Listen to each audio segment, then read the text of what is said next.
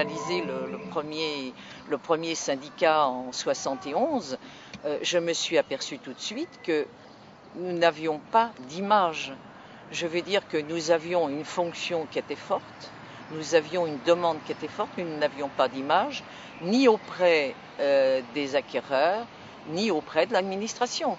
C'est pas tellement que l'image soit bonne ou qu'elle soit mauvaise, c'est surtout qu'elle n'existe pas, me semble-t-il. C'est-à-dire, je vois bien que je suis moi-même d'ailleurs dans un lotissement dans le midi de la France. Je vois bien que le lotissement a une image, c'est des gens qui sont ensemble, historiquement, ils sont copropriétaires en quelque sorte. Mais je ne vois pas que l'aménageur lotisseur en ait une. Ce qui se passe avant, finalement, on est obligé de le faire. On est obligé de faire des routes qui tiennent, on est obligé de faire des choses de qualité, sinon on disparaît. Mais en revanche, ce qui se passe après, très souvent, on l'oublie. Et ce qui se passe après, c'est la gestion du lotissement et la gestion de l'ensemble immobilier que vous avez finalement créé. Nous vivons dans une société dans laquelle s'effondrent les champs intermédiaires. Avant, on disait le cul assis entre deux chaises. Vous savez, on dirait au fond un peu la même chose. Prenez la télévision.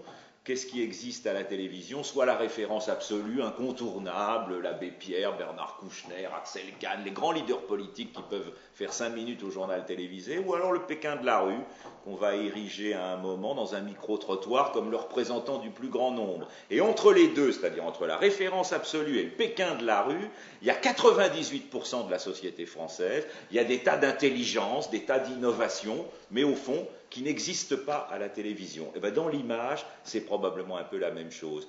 Il ne faut pas garder, si on veut exister, il ne faut pas garder un positionnement intermédiaire. C'est-à-dire qu'il ne faut pas disparaître. Et si vous disparaissez, vous laissez derrière vous des éléments de conflit. Et quand on a une force, une spécialisation, et qu'on se sent un peu dans l'ombre, il y a évidemment toujours les deux tentations. La première tentation, c'est de dire je vais élargir ma gamme.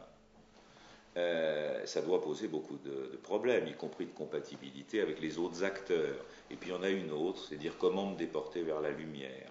Et je pense que la solution est plutôt de ce côté-là.